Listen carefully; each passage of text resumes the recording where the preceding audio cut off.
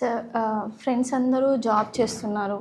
But నేను మాత్రం ఇంకా ఈ యూపీఎస్సీ ప్రిపరేషన్‌లోనే ఉన్నాను అనే డౌట్ చాలామందికి ఉంటది. అనే పెయిన్ అనేది ఉంటది కదా! సో, వాళ్ళకి ఆ పెయిన్ నుండి బయటపడాలంటే మీరేం చెప్తారు? కంపేర్ చేసుకోవద్దంటాను నేను. లైఫ్‌లో ఒక్కసారి మనం కంపేర్ చేసుకోవడం మొదలుపెడితే ప్రతిరోజు బాధపడాల్సి ఉంటుంది. ప్రతి విషయంలోనూ బాధపడాల్సి ఉంటుంది. ఎందుకని? నాకు ఇలా ఉంది, వాళ్ళకి అలా ఉంది అన్నప్పుడు కంపారిజన్ స్టార్ట్ అవుతుంది. మీ కథ మీది కదా, నా కథ నాది. ఇక్కడ ఎవరి కథ వాళ్ళది?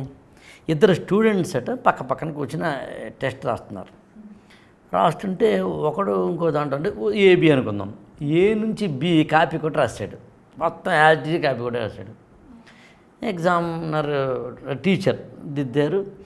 ఏకేమో ఫుల్ మార్క్స్ వచ్చినాయి, బికి 0 మార్కులు వచ్చినాయి. అప్పుడు బి అడిగాడట ఏని, ఏంటి సార్ నేను వాడిది యాజ్ ఈజీగా కాపీ కొట్టి రాశాను, వాడి ఆన్సర్ రాంగ్ అయితే నాది అవ్వాలి, కానీ వాడిది రైట్ అయితే నాది కూడా రైట్ అవ్వాలంటే ఎక్స్ట్రా చేయకురా. వాడు first question who is the president of America, నీది first question who is the president of India. అక్కడ ట్రంప్ ఆన్సర్, ఇక్కడ ద్రౌపది ముర్ము ఆన్సర్. నువ్వు వాడు ఆన్సర్ రాసావు, ప్రశ్నలు వేరెక్కడ కాబట్టి ఆన్సర్లు కూడా వేరే, ప్రజలు వేరెక్కడ కాబట్టి పరిస్థితులు కూడా వేరే. నీ కథ నీది, నా కథ నాది.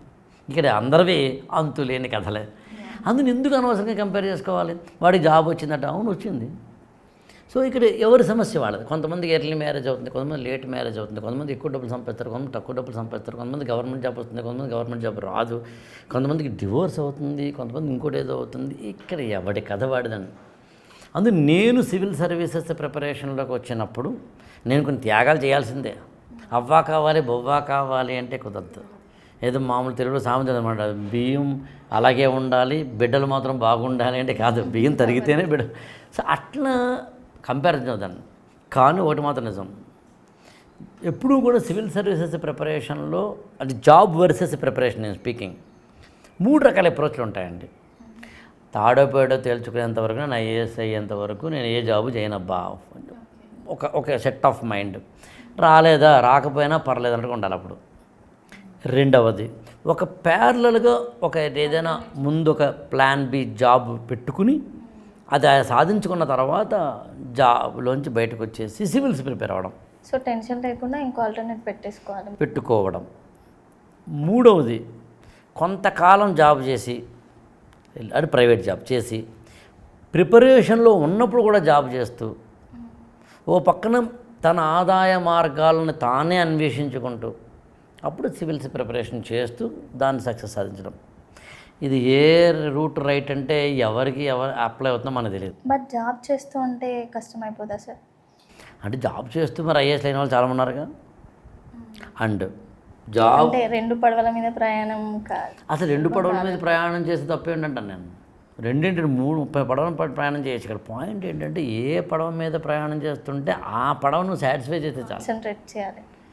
ఇప్పుడు రోజు ఉదయం నుంచి రాత్రి వరకు ప్రిపరేషన్ ఏమీ చేయకుండా ఈ ఉంటాయి కదా సోషల్ మీడియాలో హాయిగా గడిపేస్తూ 24 గంటలు పుస్తకాలు మాత్రం ముందు పెట్టుకుని రాత్రి పడుకున్నవాడు గొప్ప, తనకు తక్కువ టైం ఉందని అర్థం చేసుకుని నేను జాబ్ చేస్తున్నాను, నేను హౌస్ వైఫ్ని, నాకు 2 పిల్లలు ఉన్నారు, నాకు బాధ్యతలు ఉన్నాయి, so I will be very careful and more over నాకు ఇంకో జాబ్ లేకపోతే కష్టం, నాకు జాబ్ లేదు ఇదే జాబ్ అని అనుకుని చిన్న జాబ్ ఒకటి తెచ్చుకుని కొంచెం కాన్ఫిడెన్స్ పెంచుకొని చిన్న డబ్బు సంపాదించుకుని అమ్మా నాన్న మీద ఆధారపడకుండా, చుట్టాలు ఎవరికి చెప్పకుండా, ఫ్రెండ్స్ దగ్గర అప్పులు చేయకుండా, ఇండిపెండెంట్గా ఉంటూ డిపెండెంట్ కాకుండా ఉంటూ తన యొక్క ప్రిపరేషన్లో ఒక గురువును ఒక ఎవరిని పెట్టుకుని మెల్లగా జాబ్ స్కిల్స్ ఇంకో పక్కనేమో ఎడ్యుకేషన్ స్కిల్స్ నేర్చుకుంటూ వెళ్ళేవాళ్ళు మరి తక్కువ టైం ఉందని బాగా చదువుతారు కదా.